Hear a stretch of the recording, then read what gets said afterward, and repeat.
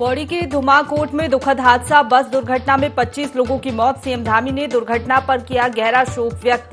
राहत बचाव कार्य जारी।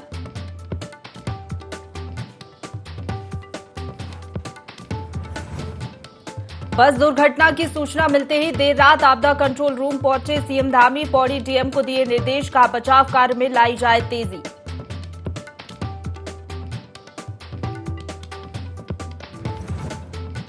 बद्रीनाथ पहुंचे राज्यपाल गुरमीत सिंह। भगवान बद्री विशाल के किए दर्शन, प्रदेशवासियों की खुशहाली की प्रार्थना।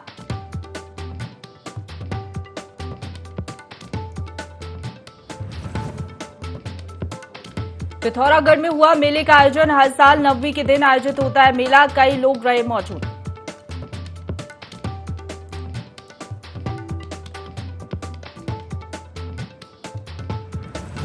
और नकल माफिया हाकम सिंह का रिजल्ट हुआ जमींदोज।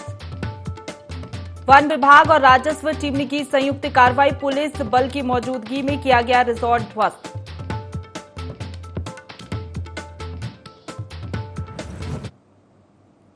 नमस्कार, देवभूमि लाइव देख रहे हैं आप। आपके साथ मैं हूं प्रशंसा। बुलेटिन की शुरुआत करेंगे देहरादून की बड़ी खबर के साथ, जहां पौड़ी बस हादसे में 25 लोगों की मौत हो गई है। सीएम पुष्कर सिंह धामी के आज के सभी प्रस्तावित कार्यक्रम स्थगित कर दिए गए। पौड़ी हादसे के बाद मुख्यमंत्री ने आज के सभी प्रस्तावित कार्यक्रम स्थगित किए हैं।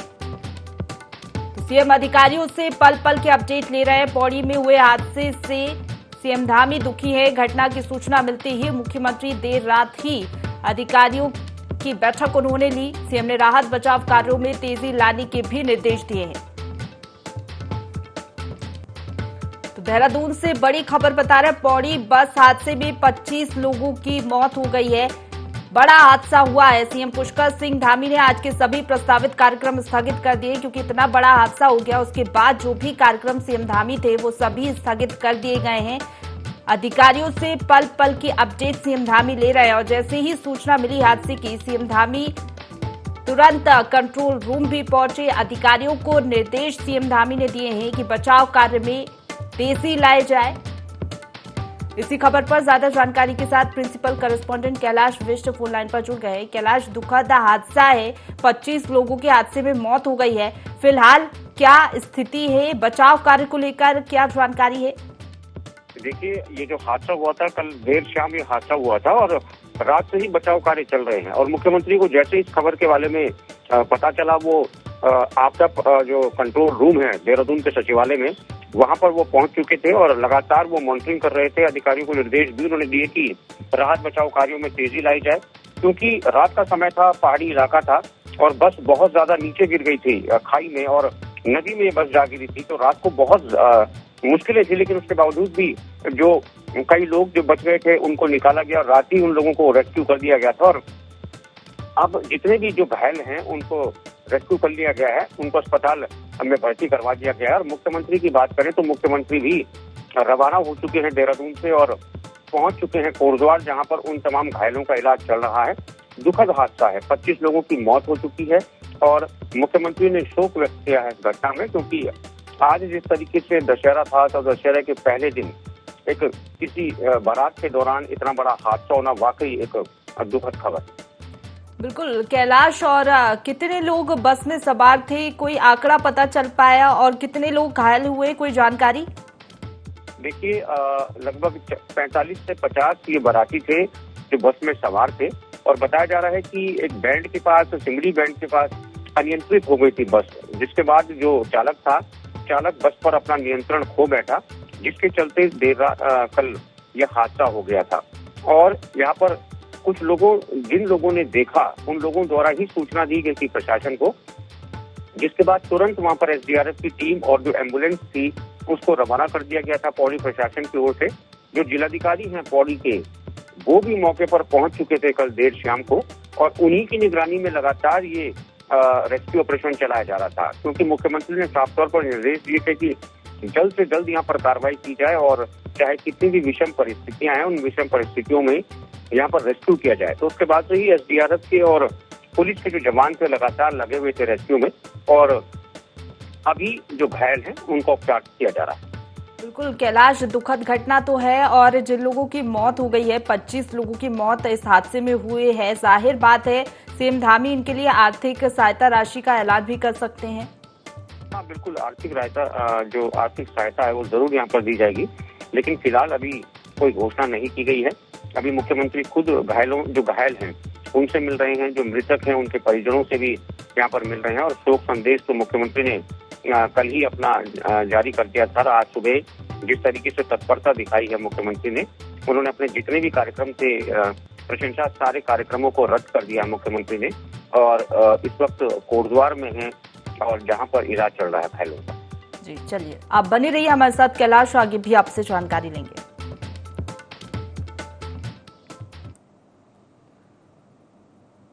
तो आगे बढ़ेंगे। उत्तरकाशी से बड़ी खबर मिल रही है, जहां द्रौपदी का डांडा 2 में सेना का सर्च अभियान जारी है। 21 लोगों को रेस्क्यू किया जा चुका है, अन्य की तलाश अभी भी जारी है। कल हिमस्खलन में पर्वतारोही फंस गए थे। एनआईएम से प्रशिक्षण सभी ले रहे थे और उसी दौरान ये बड़ा हादसा हुआ है। द्रौपदी का डांडा 2 में सेना का सर्च अभियान जारी है। 21 लोगों का रेस्क्यू किया गया है, अन्य की तलाश अभी भी जारी है। और कल जिस तरीके से हमने देखा था, रेस्क्यू ऑपरेशन लगातार जारी था। हर एक कोशिश यही थी कि किस तरीके से सभी लोगों को सुरक्षित बाहर निकाल लिया जाए। अन्य की तलाश अभी भी जारी है, यानी कि कुछ लोग ऐसे थे जो नहीं मिल पाए थे, उनकी तलाश अभी भी जारी है। कल हिमस्खलन में पर्वतारोही फंस गए थे, एनआईएम से ये सभी प्रशिक्षण ले रहे थे, उसी दौरान ये बड़ा हादसा हुआ था। इसी खबर पर ज्यादा जानकारी के साथ हमारे साथ कैलाश विष्ट फोन लाइन पर बने हुए हैं। कैलाश, कल हमने देखा था कि 21 लोगों का रेस्क्यू तो कर लिया गया था और लगभग 10 लोगों की मौत भी हुई थी। फिलहाल ये आंकड़ा कहां पहुंचा, कितने लोग अभी वहां पर फंसे हुए हैं, रेस्क्यू ऑपरेशन को लेकर क्या जानकारी है?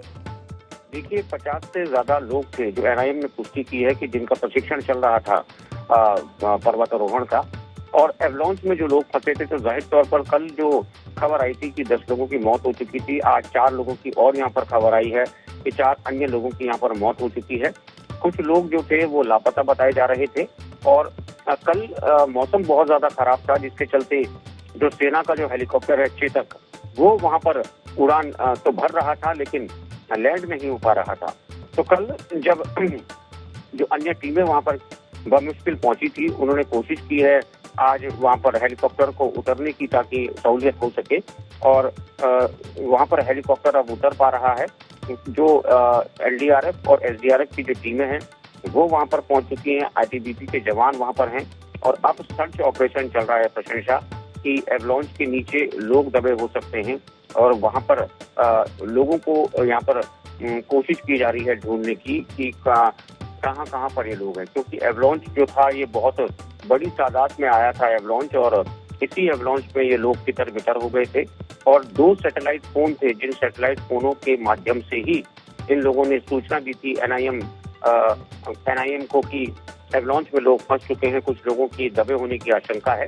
तो अभी 14 लोगों के मरने की पुष्टि हो चुकी है और अन्य जो लोग हैं उनकी तलाश जारी। बिल्कुल दुखद खबर है ये कि 14 लोगों की मौत हो गई है। कैलाश, अगर बात करें तो फिलहाल मौसम कैसा वहां पर बना हुआ है? क्या अभी भी दिक्कतें आ रही हैं रेस्क्यू ऑपरेशन में? क्योंकि कल जिस तरीके से हमने देखा था, एक तो रात हो गई थी, ऊपर से मौसम में जो बदलाव देख रहे थे, खराब मौसम के चलते रेस्क्यू ऑपरेशन रोक दिया गया था।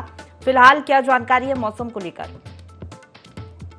अभी यहाँ पर अनुकूल है हेलीकॉप्टर्स के उड़ने और यहाँ पर उतरने के लिए, लेकिन हाँ, क्योंकि जिस तरीके से पहाड़ी इलाका है और जाहिर तौर पर बर्फीला ये पूरा एरिया है, बर्फ है चारों तरफ, और तो कहीं ना कहीं मौसम प्रतिकूल भी कई बार हो जाता है।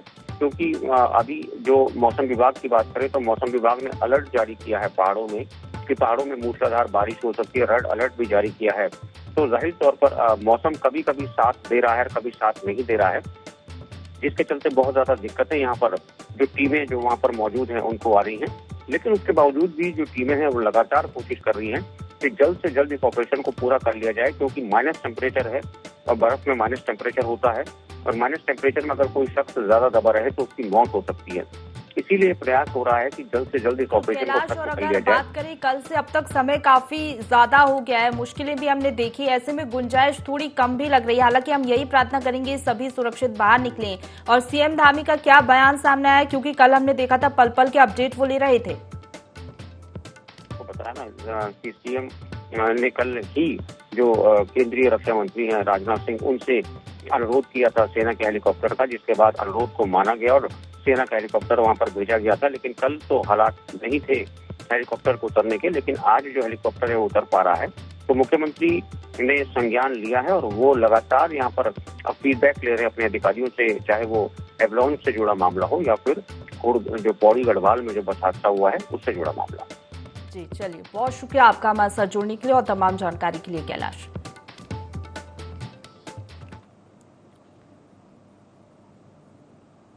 आगे बढ़ेंगे। पौड़ी जिले में बस दुर्घटना की सूचना पर मुख्यमंत्री पुष्कर सिंह धामी ने देर शाम सचिवालय में स्थित आपदा कंट्रोल रूम वो पहुंचे, जहां उन्होंने अधिकारियों को हालात पर लगातार नजर बनाए रखने और जिले के अधिकारियों से लगातार संपर्क में रहने के निर्देश दिए। इसके साथ ही उन्होंने कहा कि शासन स्तर पर हर संभव सहायता उपलब्ध कराई जाए।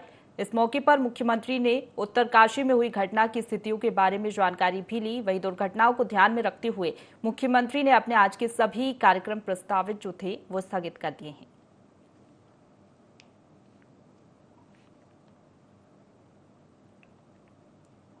आगे बढ़ेंगे। राज्यपाल लेफ्टिनेंट जनरल गुरमीत सिंह ने बद्रीनाथ पहुंचकर भगवान बद्री विशाल के दर्शन किए और पूजा अर्चना कर देश प्रदेश की खुशहाली की कामना की। साथ ही राज्यपाल ने बद्रीनाथ आए श्रद्धालुओं से भी चर्चा की और यात्रा व्यवस्थाओं का जायजा लिया। जिला अधिकारी और एसपी के साथ बैठक कर बद्रीनाथ मास्टर प्लान के बारे में भी जानकारी ली। इस दौरान जिला अधिकारी ने प्रेजेंटेशन के माध्यम से राज्यपाल को कई विकास योजनाओं और नवाचारी कार्यों से अवगत कराया।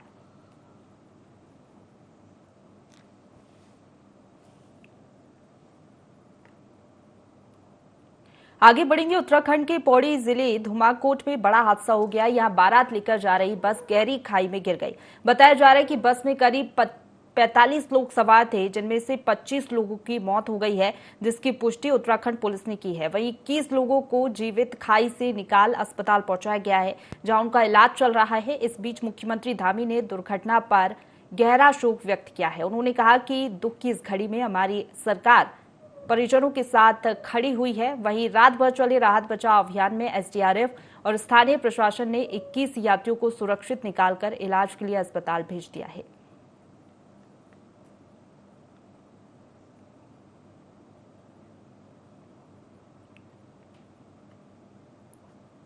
उत्तराखंड के पौड़ी जिले के बीरोखाल गांव में बीती शाम बड़ा हादसा हो गया। यहां बारात लेकर जा रही बस 500 मीटर गहरी खाई में गिर गई। बताया जा रहा है कि बस में करीब 45 लोग सवार थे।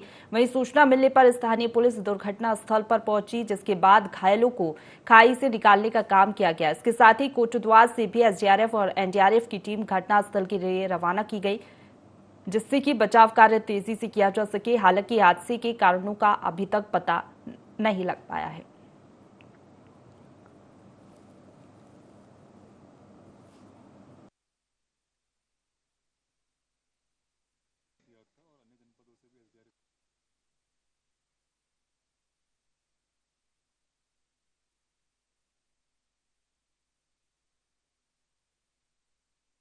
में 2 एसडीआरएफ टीमों को हमने कल रात से यहाँ डिप्लॉय किया था और अन्य जनपदों से भी एसडीआरएफ टीमों के लिए रिक्वेस्ट किया था।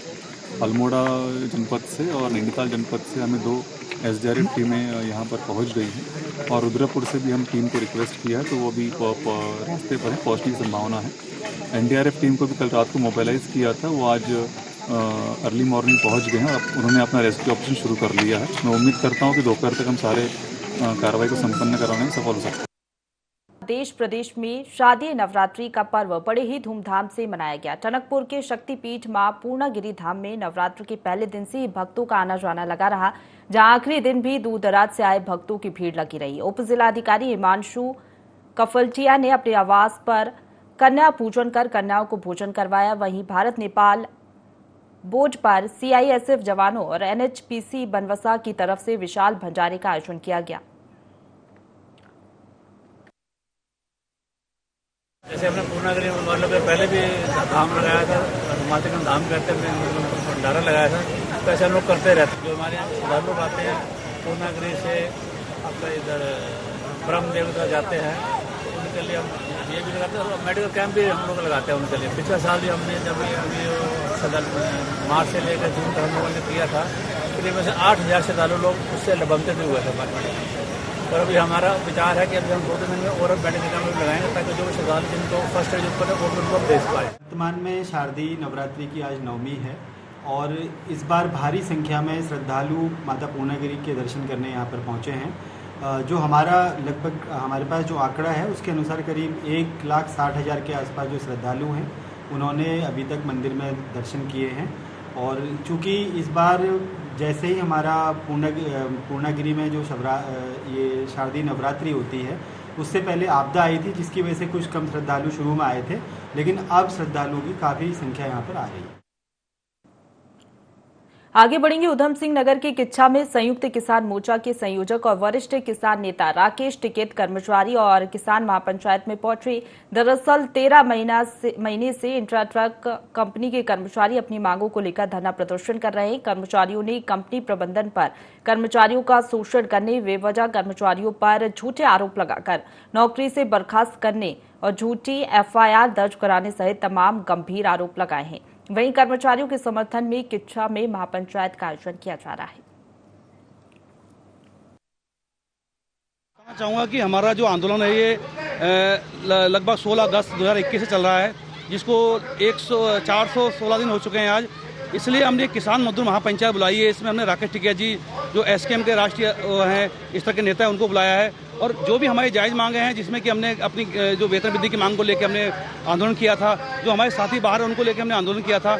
आज हमें इसमें तय करना है इस महापंचायत में कि आगे की रणनीति क्या तैयार करनी है, जिसमें हम लोग आज ठोस कदम उठाने वाले हैं यहाँ पे, क्योंकि बहुत लंबा समय बीत जाने के बाद भी आज भी शासन प्रशासन और कंपनी प्रबंधन मौन है।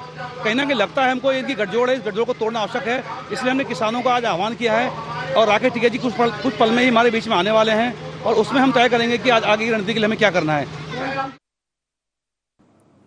आगे बढ़ेंगे। हरिद्वार में त्रिस्तरीय चुनाव के बाद कांग्रेस विधायक के बेटे-बेटी ने एक साथ भाजपा की सदस्यता ले ली है, जिससे क्षेत्र में चर्चा का माहौल बना हुआ है। इसी बीच विधायक ममता राकेश ने कहा कि उनके बेटे-बेटी भले ही भाजपा में चले गए, लेकिन वे कांग्रेस पार्टी में ही रहेंगी। और भाजपा में शामिल हुए अभिषेक राकेश ने कहा कि भाजपा की नीति से प्रभावित होकर उन्होंने पार्टी बदलने का फैसला लिया है।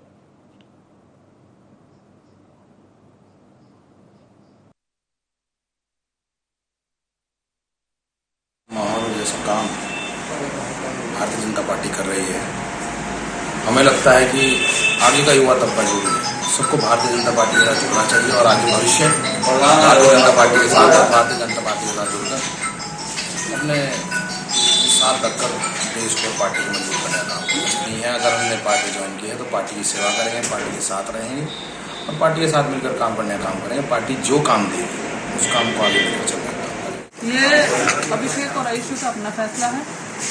हमने भी उन्हें स्वतंत्र छोड़ा है। उनका जो फैसला होगा वो सहज अपने फैसले पर काम करें, जिस विचारधारा से भी जुड़े हैं, ईमानदारी से और मेहनत से उस पार्टी के लिए काम करें, उनके लिए प्रयास करके ईमानदारी से उनके लिए काम करके पार्टी को आगे बढ़ाने की बात करें। परिवार तो एक ही रहता है। तमाम तरह के वहाँ बहुत से राजनीतिज्ञ हैं, नेता, वरिष्ठ नेतागण हैं जो अलग अलग विचारधारा से संबंधित रहते हैं। हम भी बच्चों का अपना फैसला है, वो अपने फैसले के साथ रह रहे, खुश रहें। मैं कांग्रेस की थी, कांग्रेस की हूँ, कांग्रेस की रहूँगी। मुझे जो कुछ दिया है कांग्रेस ने दिया। आगे बढ़ेंगे। असत्य पर सत्य की जीत के त्योहार दशहरे की तैयारियां जोरों पर हैं। वहीं जगह जगह रावण के पुतले बनाए जा रहे हैं। पिछले 2 सालों में कोरोना के चलते त्योहार सूने थे, लेकिन इस साल हर्षोल्लास के साथ त्योहार मनाए जा रहे हैं। इसी कड़ी में हल्द्वानी की भी प्राचीन रामलीला पूरे कमाऊ के अंदर प्रसिद्ध है। ये रामलीला रात्रि और सुबह के समय प्रारंभ होती है, जिसको देखने के लिए कुमाऊं के हजारों श्रद्धालु आते हैं। वहीं आज रावण दहन को लेकर रामलीला कमेटी ने तैयारियां पूरी कर ली हैं।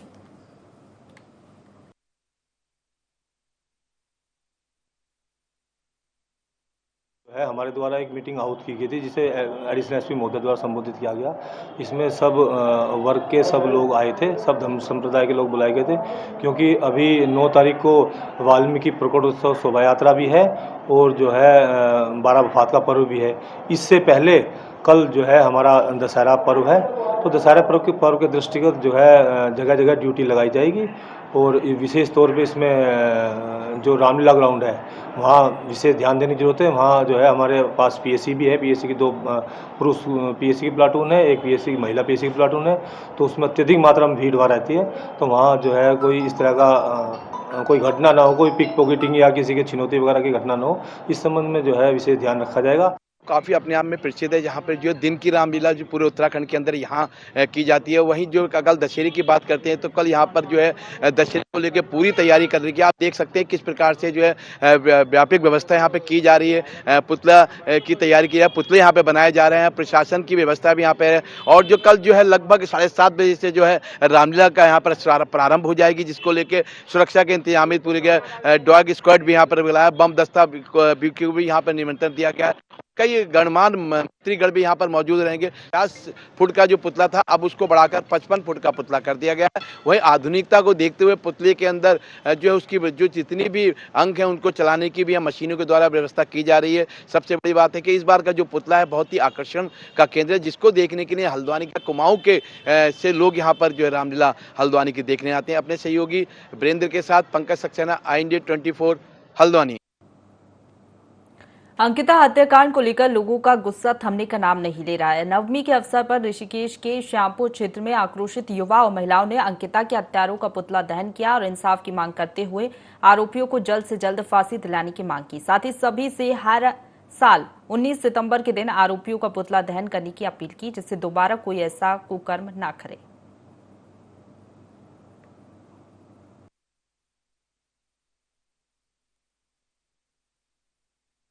देश विदेशों में रावण, कुंभकर्ण और मेघनाथ का पुतला दहन किया जाता है, उसी प्रकार से आज जो है अंकिता हत्याकांड में जब दोषियों को फांसी की सजा नहीं मिल रही और तुरंत कार्रवाई नहीं हो रही है, इसमें जो है जनता आक्रोश में है। और आज हमने दशहरा से पहले एक दिन पहले हमने जो है ये कार्यक्रम किया।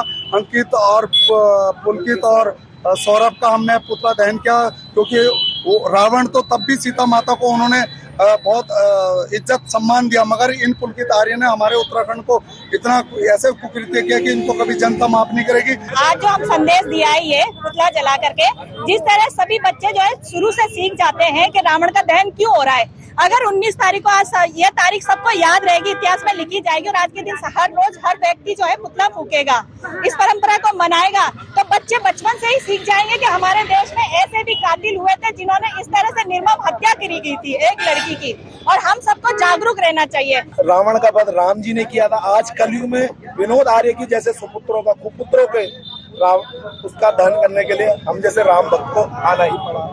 हम माननीय मोदी जी से, पुष्कर सिंह धामी जी से ये आग्रह कर रहे हैं कि जैसे हर कार्यकर्ता ने घर में जाकर हर चीज एक एक बूथ पे जाकर वो कर, वैसी एक एक आदमी का, एक एक कार्यकर्ता सम्मान करके, जब वही एक सच्चा सम्मान होगा। यदि इस बहन को जब तक न्याय नहीं मिलेगा, विपिन कंडवाल जैसे गंदे मानसिकता के लोग जब तक गिरफ्तार नहीं होंगे, तब तक युवा रोड पर ऐसी आक्रोश जताता रहेगा। आगे बढ़ेंगे। गैरसैंण में भराड़ीसैंण विधानसभा परिसर की वीरानगी अब जल्द दूर होगी। आने वाले समय में यहां विभिन्न विभागों की सेमिनार, कार्यशाला जैसे आयोजन होंगे। इसके लिए विधानसभा अध्यक्ष ऋतु खंजूरी सभी मंत्रियों को पत्र लिखने जा रही हैं कि वे समय समय पर अपने अपने विभागों से सेमिनार और कार्यशाला जैसे आयोजन गैरसैंण में करें और अधिकारियों को निर्देश दें। विधानसभा अध्यक्ष ने बताया कि जल्द ही विधानसभा भवन को अनुसंधान केंद्र के रूप में विकसित किया जाना है। इससे विधानसभा परिसर में कुछ न कुछ गतिविधियां होती रहेगी और आय भी होगी।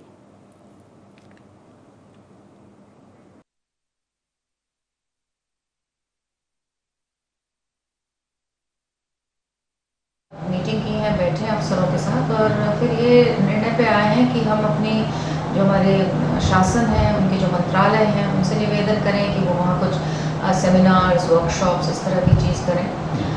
मैं एक बार मसूरी में जो हमारे मसूरी के अकेडमी के डायरेक्टर हैं उनसे के साथ भी बैठना चाहूँगी और उनको भी मिलूँगी कि किस तरह से हम जो हमारे इसके सिविल सर्विसेज के जो लोग आते हैं, पूरे देश से आते हैं और यहाँ ट्रेनिंग लेते हैं, उनको भी हम कुछ समय के लिए क्या गैरसैंण में ट्रेनिंग के लिए, इसी तरह के वर्कशॉप्स के लिए वहाँ रख सकते हैं। इस तरह की चीज़ें हैं दिमाग में कि हम वहाँ कुछ इस तरह की करें। रिसर्च इंस्टीट्यूट क्या वहाँ कोई चल सकता है। इसी के साथ बुलेटिन में फिलहाल इतना ही। खबरों का सिलसिला लगातार जारी है, आप बने रहिए हमारे साथ।